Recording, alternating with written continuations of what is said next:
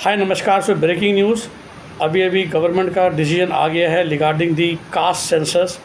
और ये कह दिया गया कि अगली बार जब पॉपुलेशन काउंट होगी तो कास्ट सेंसस होगा। देखिए पहले उन्होंने कई बार समझाया है कि जो नहीं होना चाहिए।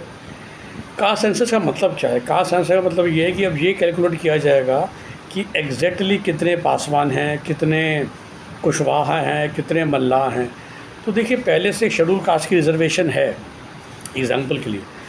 ऑफ कोर्स अगला स्टेप ये आएगा कि भाई हिंदुस्तान में तो अनरिजर्व कैटेगरी की पॉपुलेशन कम है, तो फिर अब जो इन लोगों का जो कास्ट सेंसस मांगते हैं या जो रिजर्वेशन को और मांगते हैं, वो कहते हैं भाई जिसकी जितनी पॉपुलेशन को बोलते हैं हिस्सेदारी उतनी उसकी भागीदारी, दैट मीन्स पॉपुलेशन के हिसाब से रिजर्वेशन दी जाए। तो ठीक है भाई, जो गिनी चुनी सरकारी नौकरी और जो अच्छे सरकारी इंस्टीट्यूट है उसमें ले लीजिए आप। उसके बाद देश का क्या होगा भगवान जाने। दैट मीन्स ये 15% और 7.5% और 27% भी बढ़ेगी, ठीक है। लेकिन अभी और जो बड़ा झगड़ा होगा कि ये जो 15% रिजर्वेशन है शेड्यूल कास्ट की या 7.5% है शेड्यूल ट्राइब की, अभी इसके अंदर को ये तो नहीं था ना कि किस कास्ट को मिलेगी किसको नहीं मिलेगी। अब ये कैलकुलेट आप किया करोगे कि शेड्यूल कास्ट के अंदर भाई कितने यादव हैं, या सॉरी वो तो ओबीसी में आते हैं, कितने पासवान हैं शेड्यूल कास्ट की हम बात करें, या बाकी जितनी भी जातियाँ होती हैं शेड्यूल कास्ट में। और फिर डिमांड आएगी कि सिर्फ 15% ना दिया जाए एससी को, उसके अंदर ब्रेक किया जाएगा। फिर ऐसा होगा कि पासवान की रिजर्वेशन होगी 1%, कुशवाहा की होगी 1%, निषाद की होगी आधा %, ठीक है ना जी। और इसी तरीके से आप कास्ट बाय कास्ट रिजर्वेशन दोगे।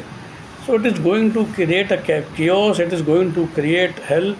और वही बात है बस, पर हिंदुस्तान की पॉलिटिक्स ऐसी है क्योंकि इसको मांगने वाले ज़्यादा हैं, तो और ख़ासकर विपक्ष। और मैं हमेशा कहता हूँ एज ए एक्टिव डेमोक्रेसी कि भाई ज़रूर हिसाब मांगो जो हिसाब मांगने वाली चीज़ें हैं, लेकिन वो पेंडोरा बॉक्स मत खोलो जो खुल के लॉन्ग टर्म में देश का नुकसान होगा। हम हमेशा से कहते आ रहे अग्निवीर देश के लिए अच्छा है, चाहे कुछ लोगों को परमानेंट सरकारी नौकरी कम मिलेगी। सिमिलरली कुछ मुद्दे ऐसे होते हैं जिन पर राजनीति नहीं करनी चाहिए। आई थिंक रिजर्वेशन एक ऐसा मुद्दा है जो रिजर्वेशन स्टेटस चलता आ रहा है, ठीक है, अगले और 50 साल चल जाएगा। लेकिन ये जो कास्ट जब कैलकुलेट की जाएगी ना तो बहुत दिक्कत होने वाली है, बहुत ज़्यादा। और वो जब होगी तब पता चलेगा, या तो वो इम्प्लीमेंट नहीं होगी फिर तो बात अलग है, नहीं तो सुबह शाम का जो लफड़े जो झगड़े होंगे।